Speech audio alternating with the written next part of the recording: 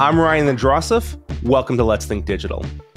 As much as we talk on this podcast about transforming and modernizing governments and bureaucracies, we can't ignore the role of the private sector, which is often working in very embedded ways with government when it comes to all things digital.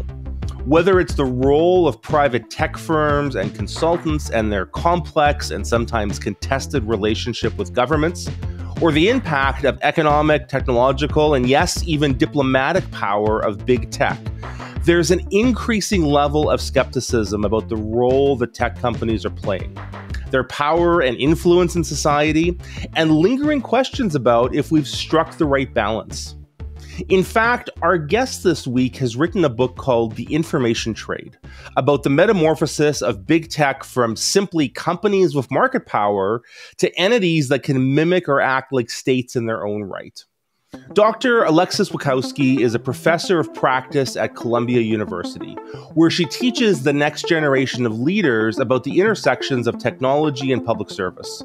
Her experience is drawn from years in government, including serving as the Deputy Chief Technology Officer for the City of New York, Associate Commissioner for New York City's Department of Veteran Services, and various roles within the U.S. Department of State and the U.S. Mission to the United Nations. So it's safe to say she is the perfect person to talk about the rising power of the global tech companies and how governments can keep up with an ever-changing landscape. I had the pleasure of speaking with Alexis at the Forward 50 conference in Ottawa last November. In our wide-ranging conversation, we spoke about the capacity of bureaucracies to drive digital transformation, the competencies needed in government to thrive in the digital era, and how governments can adapt to the growing power of big tech in society. Before we start the interview, I just want to take a minute to thank all of our new subscribers on YouTube. We've had a surge of new YouTube subscribers over the holidays, and we started off the new year having officially crossed the 1,000 subscriber mark. We now have listeners to this podcast in over 60 countries around the world. Thanks so much to everyone for helping us to reach this milestone. Your engagement and support really makes our work on this podcast worthwhile. I'd ask you to please continue to help us by spreading the word so we can grow our audience and expand the reach of the conversations that we're having on this podcast. And now, on to my interview with Dr. Alexis Wichowski. I hope you enjoy our conversation. So welcome back. We're here again on the conference room floor at Forward 50, and I'm really excited to be with Dr. Alexis Wichowski from Columbia University. Welcome to the podcast. Thank you so much. I'm so happy to be here. Likewise. And so, you're up here at Forward 50. You just came off running a workshop, a very interesting one around, I think, the role that governments play in times of crisis and how they can be resilient. Tell us a little bit about what brought you here to Ottawa, and in particular, what you've been talking about here at Forward 50. Happily. So the ruse was that we were going to talk about governments in times of crisis, and what I was actually using was that as a way to talk about how we tell the stories of government in a way that people care. The name of the talk was A Sexy Page Turner About Bureaucracy, which amazingly they let me keep. I first started writing about this with that title when I was at the U.S. Department of State in 2014. It did not get approved. But the idea is that government does so many things really well, especially when people need it most in crises. But the story doesn't always get told, or it's not the dominant narrative. Well, it's always the thing that doesn't happen, that doesn't get reported, right? Doesn't make the headlines, but as you say, is so important, right? Because there's so many things, so many disasters that we prevent from happening sometimes that nobody gets credit for. Exactly, and one of the challenges with that is both internal and external. So inside government, you can be working on a project for a really long time or trying to solve a really thorny problem, and it can be exhausting and kind of defeating sometimes to also then have the public have this narrative that government is incompetent. Mm-hmm. So part of it is to help people inside government remember that they're part of something bigger. They're part of a story about serving others and making the world better in their way. And part of it is that people in government now aren't going to be there forever. We need new people who want to join government. And it's harder to kind of sell that idea if it has a bad rap. Yeah, and I think people need to be inspired to come there, right? I mean, my experience has been, you find folks who are in the tech sector or in design fields, data science. I mean, they want to work on meaningful, interesting problems. And I think sometimes that is a sales pitch the government can make to attract talent that they don't do a very good job of. Yeah, this is sort of where public servants are a victim of their own success. We learn how to be part of a bigger process and not have it be about our own egos. We're part of a team, we're part of a huge system. And that humility is what lets us get that work done. Yes. But that humility is also what makes it hard for us to brag about our successes, so to speak. So it's a tricky skill. It can be learned. And that's one of the things I was hoping to achieve in the workshop, is just offer a couple of kind of quick tricks and tips on how do you tell the story of what you're doing in ways that people will remember. Yeah, such an important skill set around this. Speaking of telling stories, was curious to get you to tell the story a little bit about some of your past work. I know you spent time working for the City of New York as a Deputy Chief Technology Officer. You've mentioned you worked for the federal government and the State Department. I'm wondering if you've got any particular lessons that you have taken away, now into your teaching work, which we'll come to in a minute, from your time kind of working in the system to drive digital transformation forward. Absolutely. And this is also one of the things that's a lot easier to see now with some distance. One of the things we talked a lot about in the workshop is that crisis helps to, number one, tell a good story, but it also helps to get things done. So we may have been trying to get, for instance, in the City of New York, when I was Deputy CTO, that role started prior to the pandemic.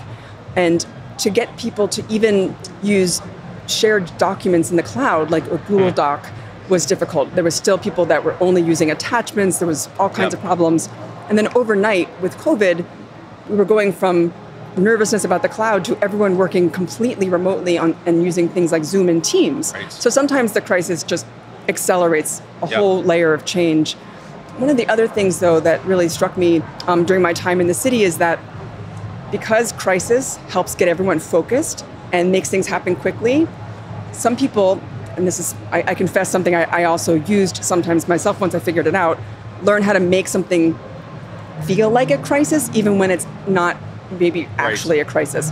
One of the examples of this is that I worked as a press officer for a while. Okay. It was very difficult to get leadership to pay attention to something that needed to happen if it didn't seem like it was going to be publicly known about. Yep. So I would work with my colleagues to try to figure out, how do we present this to leadership who have so little time to think about what they need to prioritize? How do we present it in a way that feels urgent? So turning a non-crisis into that kind of crisis feeling things to make it easier for them to get behind it. Yeah, well, and I think you're right, that sense of urgency is important to drive things forward. And if you don't actively nurture that sense of urgency, it is easy when you're in the big bureaucratic machine to just get kind of caught in that endless spin cycle. You're bringing up COVID and that kind of burst of innovation. I mean, we saw this here in Canada too. Things like doing video conferencing, which seems pretty simple now. Well, 5 years ago, most public servants didn't have access to it from their computers at work, right? And things that people said would take years miraculously happen in days or weeks when it was pushed. I worry, though, a little bit. I certainly see this here in Canada, where we're seeing some backsliding, though, right? That we've gotten through that crisis period, and now some of the old ways of working are kind of coming back because these organizations have so much inertia behind them. I'm wondering if you have any kind of perspective on, one, are you seeing the same thing happening in the US? But secondly, how do we stop that? Like once we have that crisis moment, how do we make that change sustainable over time? And this is always, I think, one of the key challenges in government is, how do you institutionalize a change that it doesn't just get kind of thrown out with the next administration, or because one group of public servants retires and the next ones don't have the same priorities. I'm going to take this a different way, actually, which is not just about sustaining the changes that you come about during a crisis, but which of them do we actually want to keep? So one of the things about crises that's great is you can get a bunch of stuff, done very quickly, but there's not a lot of time for reflection about what kind of toll is this taking on us? Right. So for instance, during the pandemic, because of Zoom, there was no requirement to have travel time between meetings. So instead of having 4 to 5 meetings a day where I went to different offices or coffee shops, I would have 12. back to back to back to back to back. And I think we were all in a moment where that needed to happen, and we understood that. But I find that the expectation of that has not gone away. Right. And I see a lot more burnout now than I had in the past. So I think there's both the resistance to work at crisis levels for a long time, but also trying to find that middle ground where we can keep what worked and also reclaim a little bit of that necessary downtime to think clearly about what we're doing. Yeah, that's a great point. Well, and I guess maybe kind of extending this theme a little bit as we think about building capacity in organizations. You teach at Columbia University. You're doing work around technology management. I wonder if you could tell us a little bit about the teaching you do and some of the programs that you run at Columbia. Absolutely. So my history at Columbia has actually been over a decade. I worked full-time in several government positions and started teaching as a part-time instructor as an adjunct, first at the policy school at SIPA. And most of the students there wanted to work in government, so it was very seamless. I made the transition to the Masters of Science program on technology management, which is a very different kind of student body focused on working in the tech industry. So one of the things that I introduced, and somehow they hired me to do it, was to introduce some of these concepts from civic tech and tech for good practices into kind of the leadership training for tech operations in sector organizations and also startups and nonprofits as well. And one of the reasons for this is government has a lot of reach and can do a lot of things, but the private sector has a lot more reach and does a lot more. Yeah. So if we can get the people who are leading both government entities and private entities to think about, how do I lead ethically? How do I think about the potential risks of some of the decisions that we're making? Yep. My favorite question to ask my students is, what could possibly go wrong? Needs to be a question at every stage of development. So I think that this is a new kind of area that we're looking into, is how do we make sure that we're not just starkly dividing the public sector and the private sector, but making sure that we're all thinking about how do we do better at leading technology operations. Yeah, I had done my education in public policy, and I had an interest in digital and online engagement and how that intersected, but I often thought there was this divide between policy folks and those in the more technical disciplines, that they didn't cross over. And and there's been a lot of commentary recently, with the power of big tech platforms, things like social media platforms, that I think you get software engineers who are like de facto making policy decisions, not because they're doing it maliciously, but because with the lack of any kind of forethought of that at kind of a corporate level, you're essentially embedding policy decisions in code, right? Like the way an algorithm decides what to serve up to you has real far-reaching impacts. But I think a lot of folks who come through a technology discipline background don't get that type of training. So it's actually really exciting to see that you're bringing that in. No, and you make an excellent point too, that when you think about the way that people approach coding and any sort of engineering kind of skill set or process, they're optimizing for one thing or another. Yes. And in technology, they're generally optimizing for efficiency. You want things to go fast, and you want them to be able to do more in that period of time with as minimal loss or error as possible. When you're in policy, you're not optimizing for speed, and you're optimizing for a different kind of outcome that's a little bit squishier and harder to measure. Yeah. So I think this is something that we can learn from each other, the policy folks and the sort of software developers and engineers, is how do we think about the way that we optimize and how that framework influences all the decisions that we make. Absolutely. And so the students who are coming through your program, are they typically going into tech firms, into kind of technology leadership roles? So that's the idea. And this is something that this is a role I stepped into as program director for the Masters of Science in Tech Management just a year ago. And when I came in, the program had very much been focused on people who wanted to work in the private sector, especially a lot of the bigger multinational organizations. Yep. And I brought in some, there's a lot of digital leadership kind of competencies that apply equally in the public and private sector. But one of the things that I had started to introduce was these questions, these ethical questions of what kinds of things do we need to think about, not once a product is launched and started to do damage, right, but at the very beginning, from its very idea of its initial prototypes. So we've really redesigned the program to infuse ethics in all of the courses, not as a standalone elective that you could ignore or not take, but every single course has to have at least some element that focuses on the ethics of that particular topic, whether it's tech and the law or accounting and finance for tech. All of them have to have some element that addresses this question of, is this the right thing to do? Just because we can build it, should we? And what could be the negative impacts of that? And so what's the reaction to students to the curriculum, right? Like, because I imagine like some of them are probably coming from technical backgrounds into the program where they probably haven't had a lot of exposure to this type of content. Are people embracing it? Is there resistance to it? I'm sure it varies a little bit, but I'd be kind of curious what, this is a relatively new program, if I understand right. What has that reaction been like? So I'm on cycle 1, so I have a sample size of 1 to draw my conclusions from, but it does seem to be playing itself out and I think makes sense. There are sort of phases, so it's not so much about which students react in which way.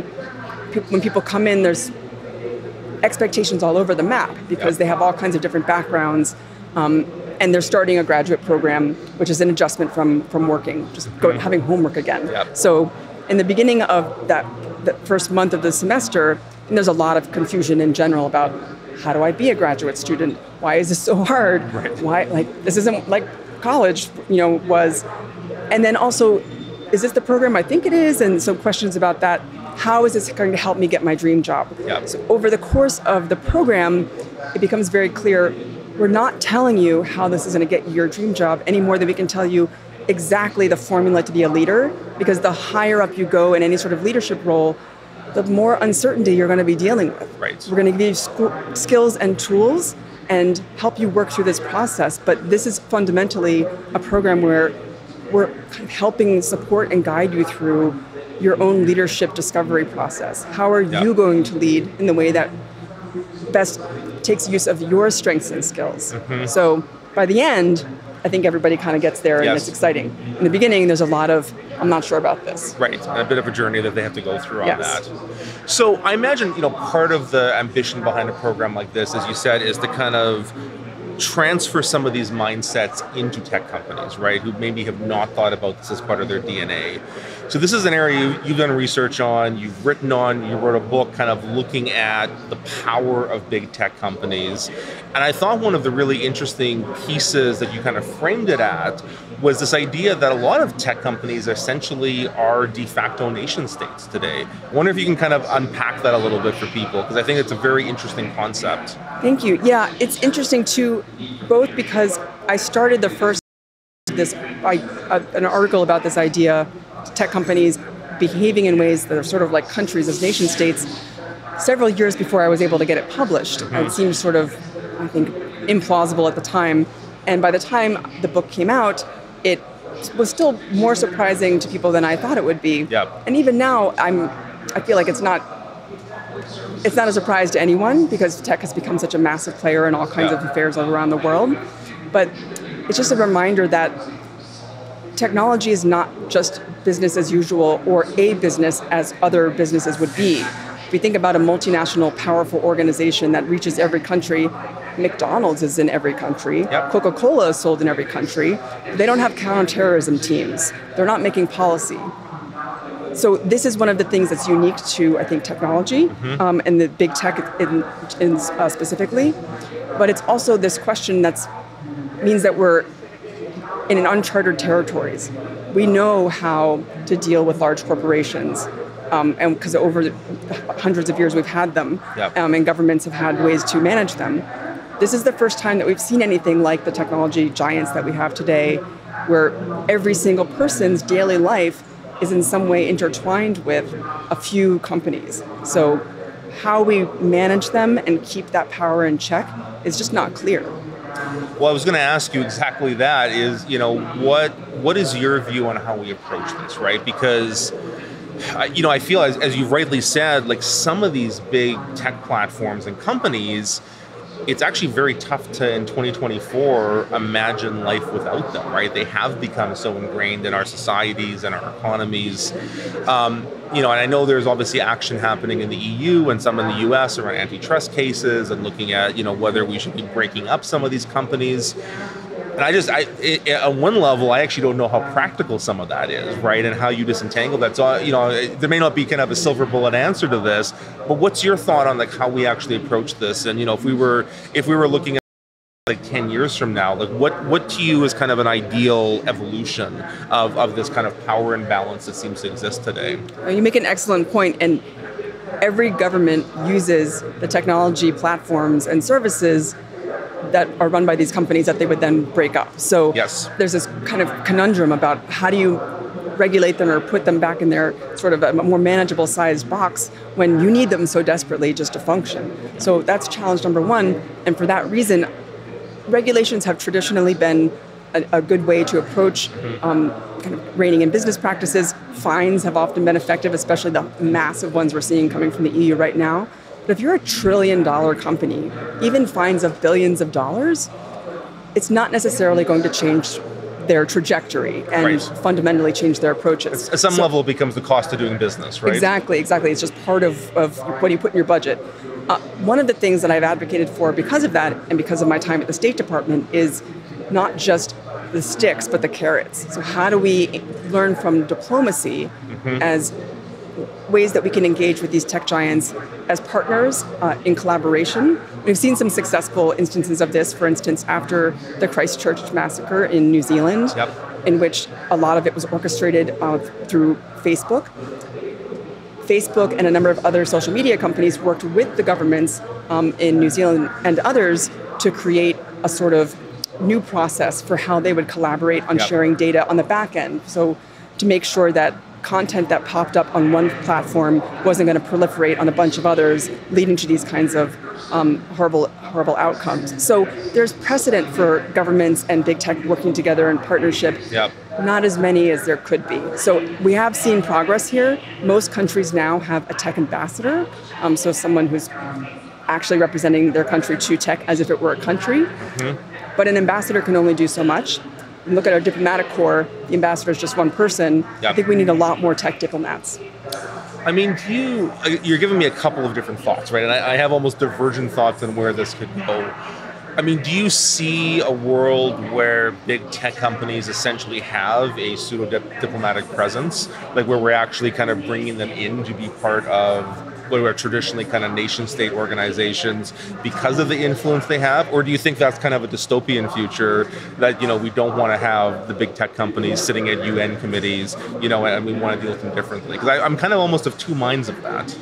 So it's an excellent question, and I don't really have a satisfying answer in that, number one, there already are representatives from big tech sitting on UN committees. Microsoft opened its UN office with one of the former tech ambassadors, Casper Kling, several years ago. So they have an office at the United UN. Nations. Really? I didn't realize that. And at the EU. And that's just Microsoft. So most of the big tech companies now they may call them something else, sort of the public policy arm. Or certainly domestically in most major countries, they'll have a public policy team that does lobbying and advocacy. But this is not specifically just for lobbying. This is also to make sure that there's a counterpart. So when I interviewed some tech ambassadors for my book, one of the things they mentioned was when they first got to Silicon Valley, they went to some of the big tech companies. The tech companies would send like an intern to meet them because they just didn't know what to do with somebody who was at that level.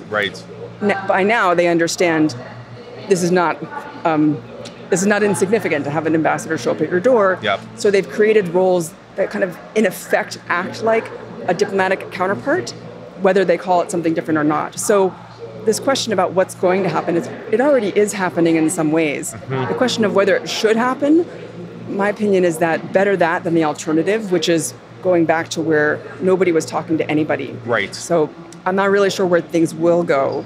But I do think that whatever form it takes, we need more engagement. More engagement, more dialogue, exactly. So then the other side of that equation, so that's the engagement side, which I would maybe kind of say is the carrot side of the equation. So if we go to the stick side of the equation, on more regulatory action. So, part of the reality is, at least within kind of the Western ecosystem, a lot of the big tech companies are US based. And I wonder your perspective on, is there appetite for the US government to actually do more restrictive regulations?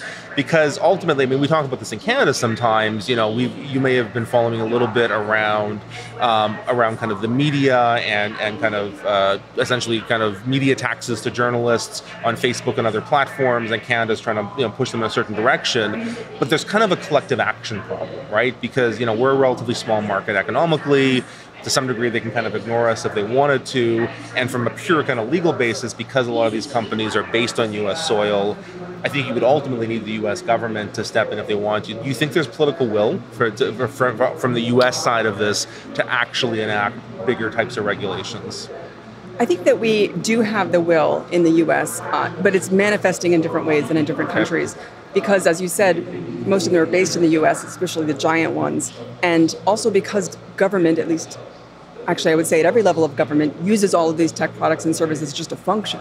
Right. We do see state by state regulations starting to emerge that are pretty stringent. So California has been the leader, yes. For instance, in regulating technology use, not quite as intensively as the EU. EU is sort of the gold standard for the globe, but pretty aggressively.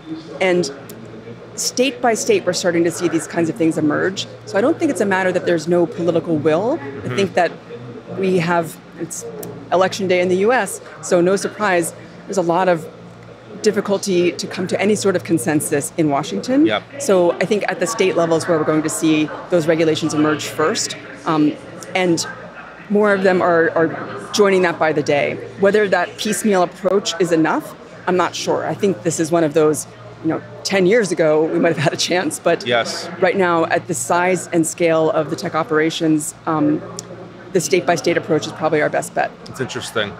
And then it also strikes me that you've got some countries around the world that, essentially have a much more obviously directed approach. I mean, I think about China, for example, which has a big tech industry, but in a very different kind of way, they tend to quite directly control their tech industry. But in some ways now, that tech can almost be their ambassadorships out to the world, right? And this notion of countries using technology as a form of diplomacy, I think is an interesting kind of evolution we've seen in the last decade or so. Absolutely. I mean, anything that a country has an exceptional kind of manifestation of has always been a great tool to leverage in diplomacy. We have sports diplomacy. We have kind of cuisine diplomacy. There's all kinds of different specializations where, in my opinion, anything that gives people an incentive to talk to people from the other side is something we should embrace. And if it's because someone in New York City likes basketball and someone in Beijing likes basketball, great. If it's because we have AI researchers and they have AI researchers, great. So diplomacy, I think, is definitely what I would encourage above and beyond pretty much anything else. Regulations are needed. That will come in time. I just don't think that is in the foreseeable or how we can change where things are going with tech. Yeah, and so interesting. I mean, I think you're kind of advocating this notion of let's think about the regulatory responsibilities, but be realistic about the limitations, while saying if we can engage with each other, maybe we can steer some of that innovation in positive directions, right? Exactly, and it's also a matter of playing the long and the short game at the same time. Yes. The regulation one, we need it, and it's not going to happen tomorrow. So in the meantime, let's try to work together. Yeah. So we've talked about the impact of big tech companies. I think the other thing we see a lot of in this digital government space is also the impact of tech consultants, right? We've got a lot of kind of, tech adjacent consulting firms, big multinational firms, the management consultants, but also, firms like IBM and others that do a lot of tech implementation in government. And I know certainly here in Canada, there's been a lot of discussion lately about the role that they play, sometimes the kind of negative impacts that can happen, how to properly balance that relationship. I'm wondering, both in the course of your work and the research you do now, how do you see that issue playing into this, and where do you think the right balance is on how government works with outside experts? It's really hard, is the short answer. One of the things that's unique to technology, I think, over any other sector is that if you bring the talent in-house who are specialists in a particular coding skill or system, very soon they're going to become out of date. Yeah. They're going to become out of touch with what's happening in the industry itself, just by the kind of cloistered nature of a lot of what things happen in government. on the same time, if you only bring in consultants, you don't have any of that in-house talent who's prioritizing the mission of government. If you're a consultant, your mandate is to ensure that you can bring in the contracts that pay the money. But one of the things about having a civil service, a public service cadre who is in it for the long haul is that commitment to serving citizens and the commitment to the mission is first and foremost in everything that they do. So I think that there needs to be some sort of combination. One of the things that I think would be a really interesting model is doing sort of exchange programs or sabbaticals where technologists in government would take 6 months, a year secondment to work in a private sector tech company, make sure they're up to speed on what's happening, and vice versa, where you have folks coming in from the outside to understand the reasons that things don't happen at the same speed and rate in government as they do outside. It's not because everybody in government is obstructive. It's that it's complex. So I think these kinds of, again, diplomacy, exchanges would be really beneficial. Yeah, and I think, we've seen some examples, I think of the Presidential Innovation Fellows Program in the US, kind of a famous example of bringing technologists into government, which I know in many cases they were supposed to come for like 6 month or year-long tour duties, and many of them kind of enjoyed it enough they stayed long-term. But I find it's tougher to go the other direction. I find, both a lot of government employees don't think about going into the private sector, or certainly into the tech sector. And, maybe I would go as far to say I think sometimes maybe the tech sector isn't as open to the idea of bringing in public sector employees in on tours of duty, which again makes me kind of think about some of the teaching and work you do at Columbia, where in some ways you're trying to bridge that gap a little bit. Yeah, I think that this is sort of the only option left to us is we need to think about every possible way that we can create collaborations and bridges and cross-cultural understanding if we think about the private and public sector and technology. Anything that works, let's try it. If it's diplomacy, if it's partnerships, if it's people from the public sector teaching private sector folks on technology leadership or vice versa, I think we all need that kind of equal fluency. And that's one of the things that I talk a lot about with the program is that we are training leaders to be equally fluent in technology operations, business functions, and ethical leadership. And with those three elements, I think we have our best chance of having technology that's in the future going to be less harmful, more supportive of democracies, and hopefully also that we don't have to regulate and fine as much. Right. No, I like that idea, that concept of fluency I think is really important, right? Because I think sometimes we do talk past each other, we don't understand each other's worlds, and being able to build that human connection is a big part of that. Speaking of human connections, you're here at Forward 50, which is always, a really interesting gathering of both, folks from across Canada, but around the world who are working in these civic technology spaces. What has stood out for you from the conversations over the past few days here at the conference? So I just want to make it official and clear. I'm one of Forward 50's biggest fans.